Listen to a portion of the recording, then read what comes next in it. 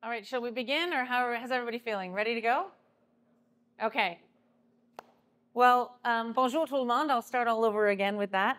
I'm here today to tell you why you should be paying attention to Canadian cannabis again. I think that Andrew and Nico did a tremendous job in presenting the bull case, and we really believe that we're at the beginning of an exciting period.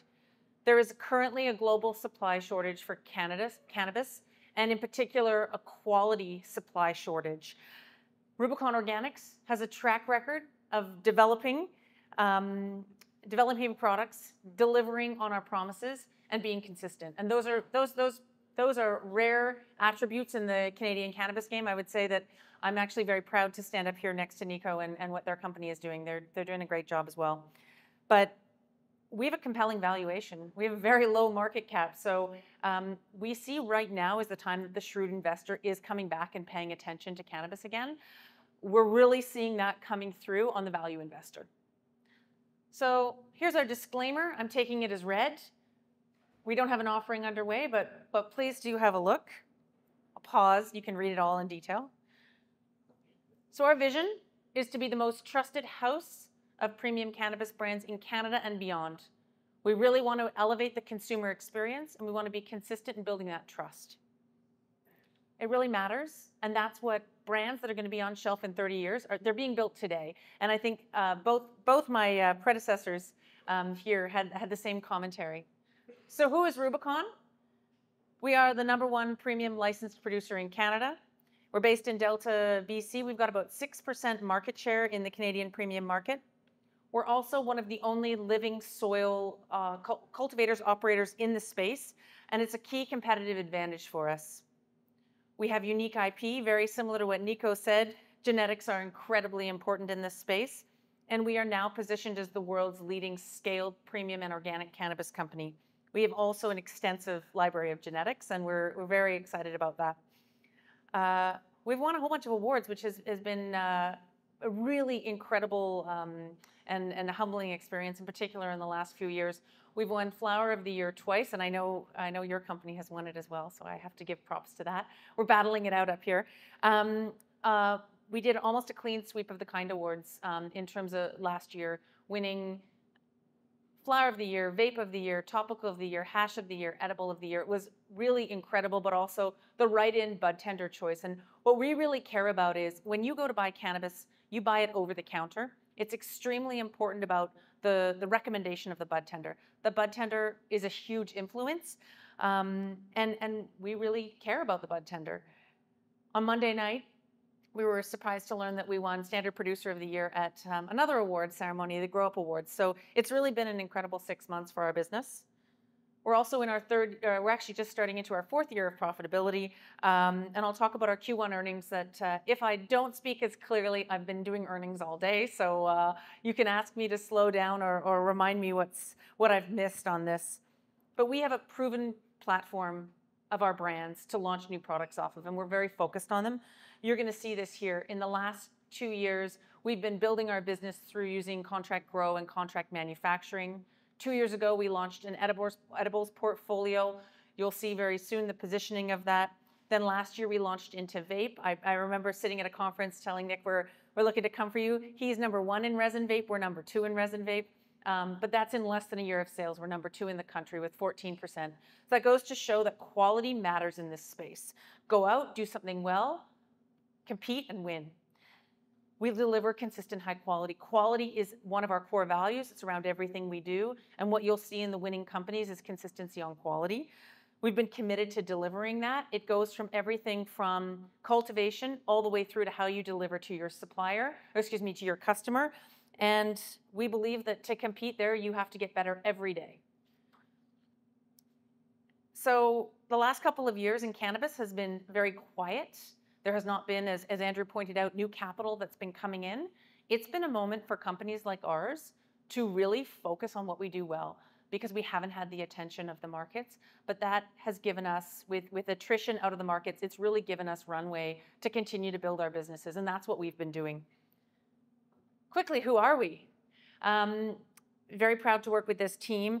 We have deep cannabis expertise, but we also have deep legacy expertise within our business. And we really believe that CPG and cannabis legacy are very important to work together.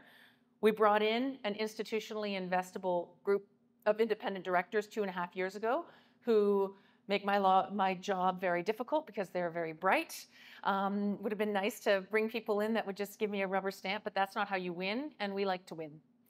So what we will have seen from Rubicon is in the last 2 weeks, we just announced a new CFO who's joined us from Aurora. Glenn was there from 2017 to 2024. He's lived all of the transformation and seen it.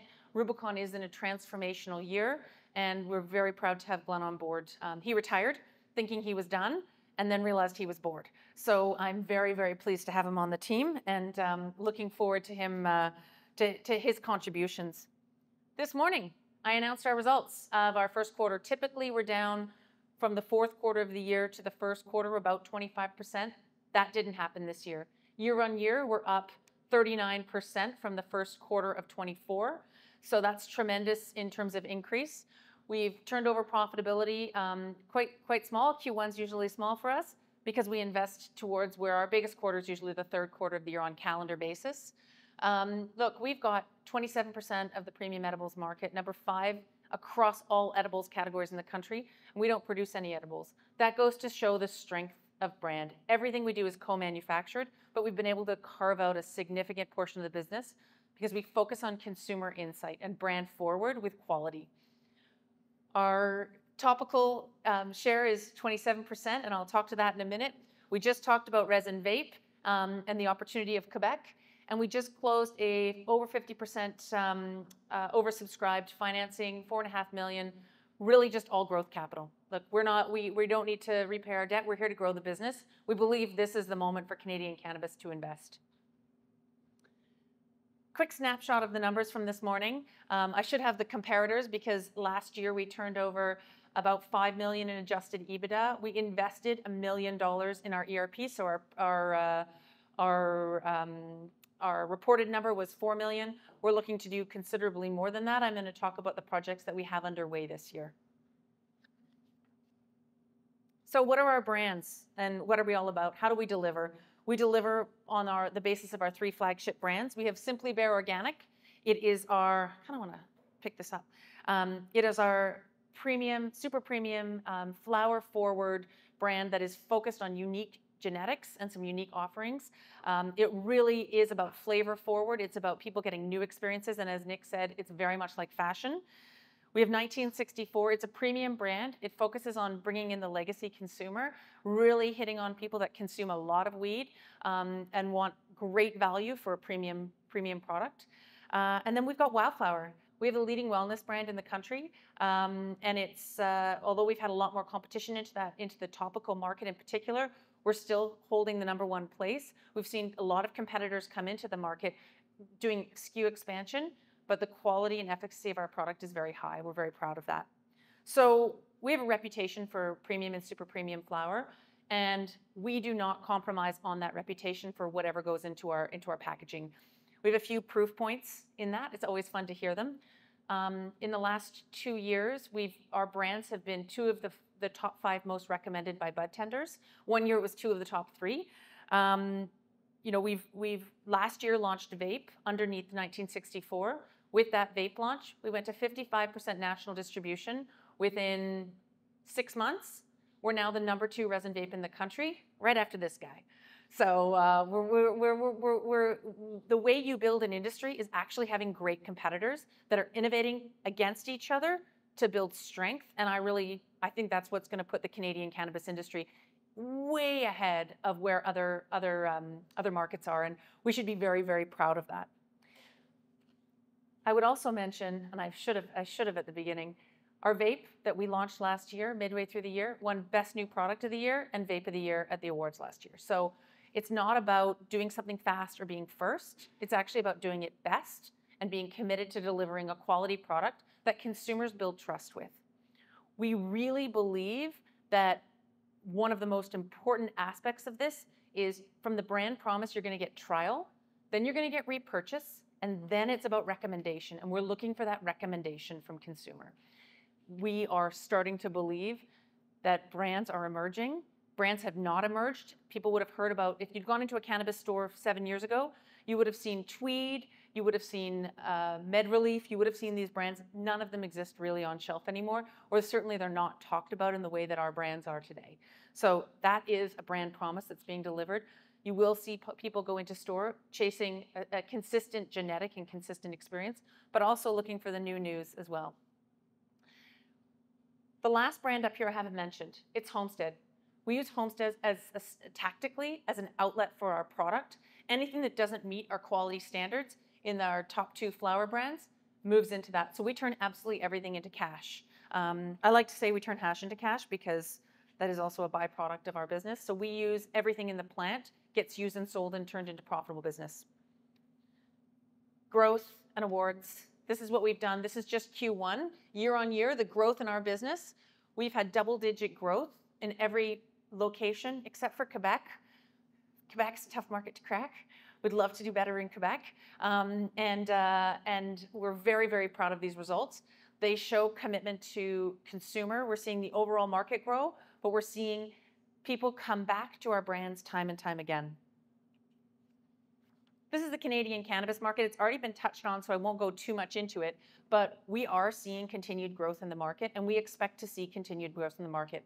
We believe somewhere between 20 and 40% of the market is still in the legacy market. I expect in the next 10 years that's going to move down to 10 to 15%, but there's still considerable amount, and it's the largest opportunity in the Canadian market. As they were talking about, the guys were talking about in terms of the number of stores in Quebec, those people that aren't being satisfied through the legal market, they're just in the legacy market. We need to bring them in. And everything we do is about recruiting into the legal market so we can take more of the opportunity and more of the revenue into our businesses. What are our growth drivers? We've got some significant items happening this year. I'm going to talk about our acquisition of Hope in just a minute. Should be closing in the next week.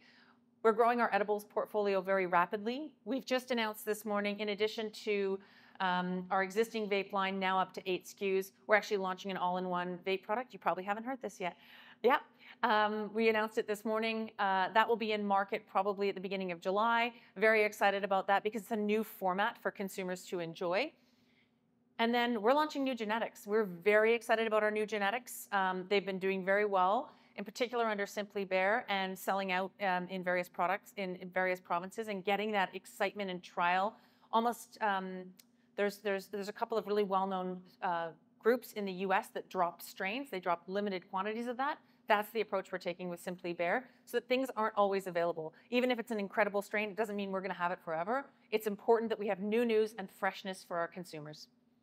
And we did have a first international shipment. We have our, in the second quarter, in the first quarter, we obtained our last GACP certification needed for international export.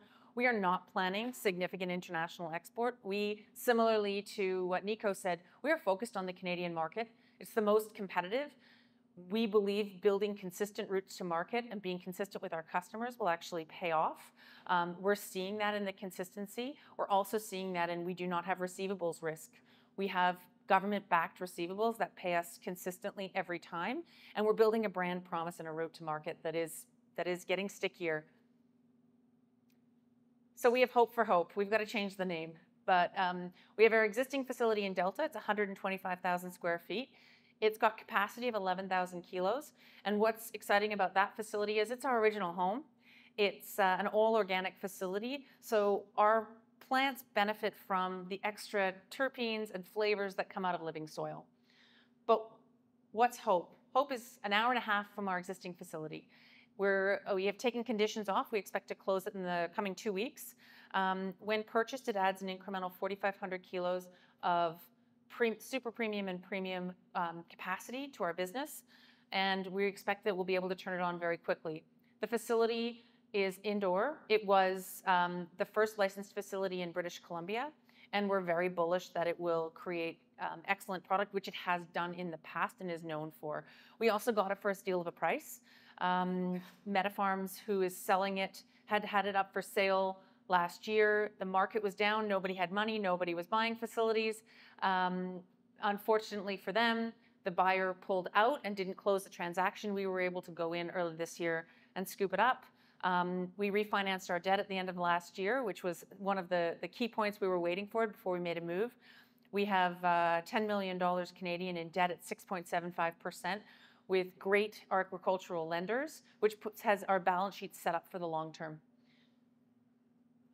So we've talked a little bit about this today, but what's happening in the Canadian market? You know, early days, the boards listed absolutely everything. Now, the boards are moving to supplier scoring. It matters about rate of sale. The consumer is getting more focused on quality, on brand, and on genetic. We are the most advanced market in the world. In 2 to 5 years, and as Andrew mentioned, it's going to be difficult to get on shelf in Canada. It's already very difficult to get on shelf. We've had friends who have pulled completely out of the Canadian market and moved to the international markets fully, come back to us and say, we want to get back on shelf and we're struggling. So look, we want a healthy Canadian industry where there are many companies that are profitable. We believe that that is the right thing for the entire industry, and we need more companies with success. But we're also quite happy to take the excess product that people have and put it through our brands. So this is a hype curve. Many of you have seen this if you've walked through technology companies. They've lived these hype curves. Mining companies live these hype curves. Canada's gone through the lull, the hard times, the oversupply, the difficulties. You have been forced to be lean and focused to win. We now typically would imagine this hype curve to come up and flatten out with maybe a little bit of movement on demand and supply going forward. But what we're seeing is incremental, unbelievable demand internationally. At this stage, that demand has moved prices up in Canada. We've seen companies start to take price, so increase their prices, mainly in the mainstream segment. We've seen wholesale prices increase. And look, there's not new facilities turning on. So the value of the facilities that exist today are in a great spot. We expect, the blue curve is what we added in. We expect that to go. Who knows how long? We're going to see competition come in from the likes of Colombia, from Thailand, from Australia, and from South Africa. They are turning on large volumes, but I would call relatively low quality product that will not meet the standards to go into the brands that we have at this stage. If you think where the European market is now, which will be the largest market, is the medical patient looking for consistent quality supply. So there's a lot of time in this race, and I think that we shouldn't be afraid to say that we can have a little patience and make sure we're making the right moves rather than making the fast moves. We're interested in building channels that are consistent, that are branded, that stand the test of time. And we believe that staying in Canada right now is a really important approach. But we also believe in test and learn. So I expect next year, up to half of the production capacity from Hope will go international. We're going to learn from it. And we're going to make sure that we are learning and understanding who the good counterparties are, where we can effectively win, and approach it like that. So what do we have that's different than others? We have, in the premium space and super premium space in particular, none of the largest companies play in the super premium space. We've seen a lot of premium cannabis companies move out of the Canadian market or have inconsistent supply across the market.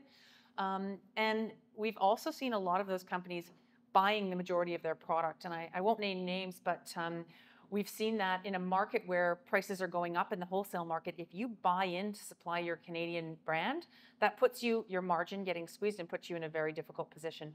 We own our supply, and we think that that's a competitive advantage as we go forward. This is our cap table. Everybody likes to see the cap table. We have about 66 million shares outstanding. We are 43% insider held, and we've got a pretty tight float. We've started to see more volume on the stock recently, sitting below the price of our issue. That's usually to be understood and what occurs. But look, we're very cheap, and we're looking to grow this business. So overall, we're well positioned for growth. We've got lots coming down the pipe. We've been profitable for 3 years. We're into our 4th year of profitability. We have a strong balance sheet. We've got great lenders. We've got an incredible team. And our brands are starting to resonate with people. And I think that's really a unique story in Canada because it's about consistency and trust. So, any questions? Yes?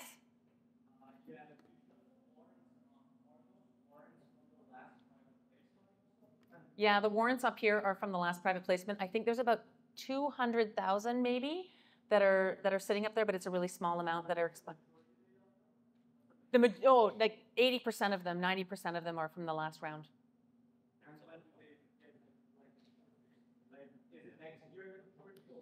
Oh, the maturity. I thought you said the majority. The maturity of the warrants is a 2-year warrant. There's an accelerator if they trade above $1. The warrants are priced at 70 cents. There's an accelerator if there's a 20-day VWAP over $1. 4.5 million. We actually have cash on our books to be able to acquire it. We have some other projects that we're running off, including pre-roll automation. And there's a few other things that we're doing in terms of transforming the business this year. Everything we're looking at has a very quick ROI, 1 to 2 years. We believe that right now is the time to be running without more capacity coming online. And in our particular focused segment of the market, we think we are emerging as one of the only companies with true brand and true consistency. We also very much believe in the importance of our customer, not just, so we have 5 customers that we're here to satisfy. We have the province, the retailer, the bud tender, the shopper, and then the consumer. And each one of those is important. We focus on the first 3. The shopper and the consumer, what happens is, and many of you probably experienced this, where someone hands you weed and you have a toke versus you've gone in and bought it yourself. So you always want to be thinking about who and how, what those experiences are for people. Yeah. Yes?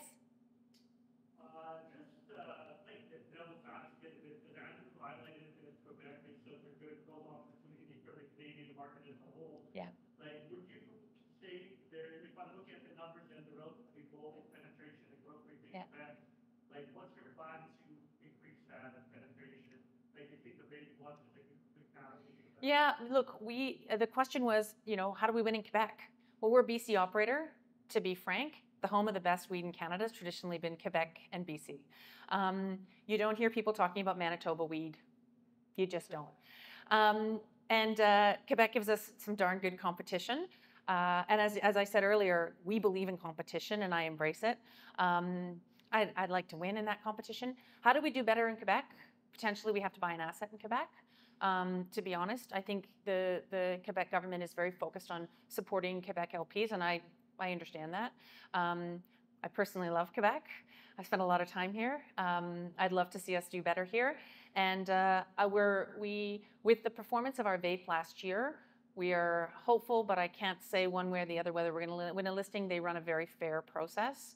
I suspect if I were to bet on a company that would definitely get a listing, I think Canara would be one of them. I would hope that we're on the list, but we won't know until this summer. We have pitched. Yeah. Yes. In terms of the facility that's recently acquired, is there additional amounts of whether it's automation or subsequent investments you made on that facility? In terms of the growth zone that you have, are there plans for acquiring future space as well, or is that something you're looking at? Yeah, great question. Look, the question was with respect to the Hope facility. We do expect all conditions have come off. It's just a matter of paperwork to close for clarification. We're purchasing it for 4.5 million Canadian, incredibly cheap, really. We expect we're going to put about 2 million into it, about 3/4 of which will be this year. It's going to cost us on our EBITDA this year around 3 million. Our guidance that we've set to the market is we expect our top line revenue and our EBITDA on a like-for-like basis to grow. We're very focused on transforming the company this year to be able to be in an incredible position next year.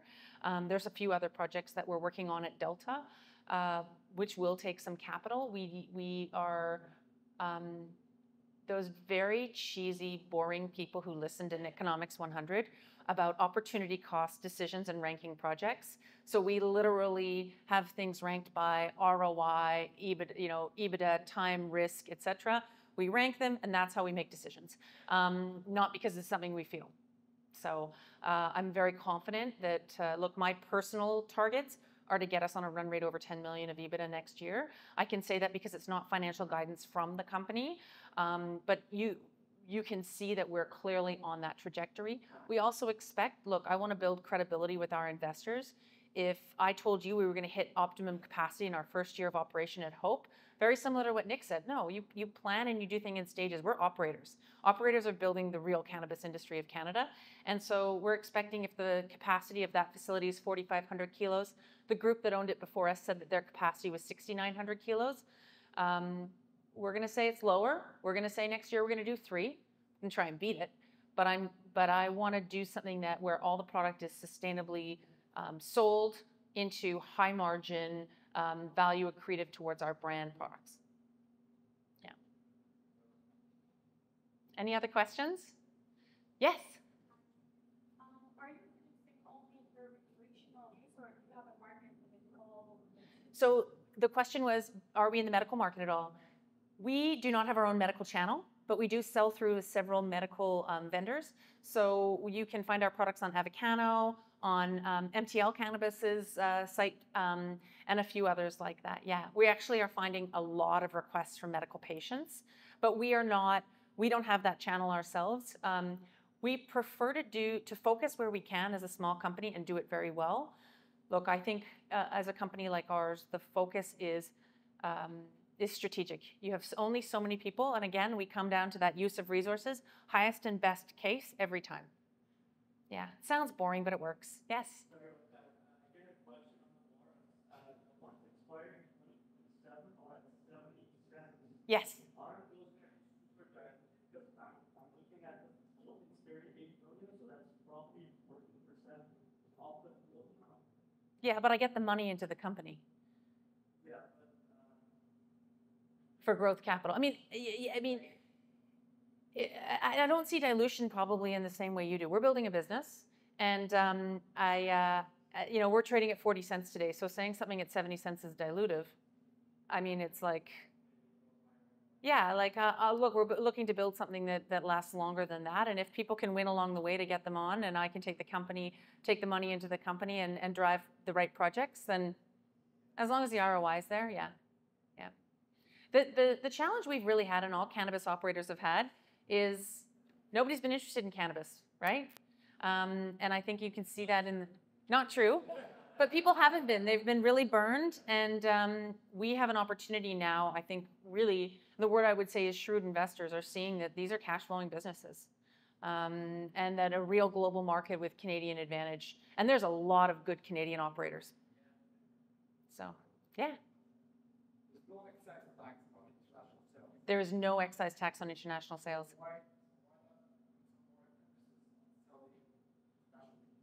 So we're sold out in Canada at this stage. We're selling all of our product. The recent challenges with regulation and tariffs have definitely opened, I think, the world's eyes to fluctuation. If we went and sold, say, half of our production, we'd probably be short-term more profitable, but there's not branded products in many of those countries at this stage. Satisfying our Canadian consumers to build brand, we believe in time there will be opportunity to move into those markets. There's not a huge race. They're 10 years behind us, and they're working on tonnage and volume right now. They're not looking at high quality. So most consumers aren't even really focused on genetic. I was in Germany 3 weeks ago, and it made me feel like we've got a lot of time. Building the brand in Canada, in particular in the premium and super premium space, where the consumer actually is there. I think the UK market will probably be a good market for us because they're starting to look at, there's more premium interest there. But it's more of a volume game right now. Yeah. It's choices, right? I mean, we've made a strategic choice, and Nico's made the same choice. I think other people have made different choices, and we'll see how it all ends out. Yeah, oh yeah, no, it's absolutely on our list to test and learn. Thank you very much for your time, and if you're in BC, please come join us. Yeah.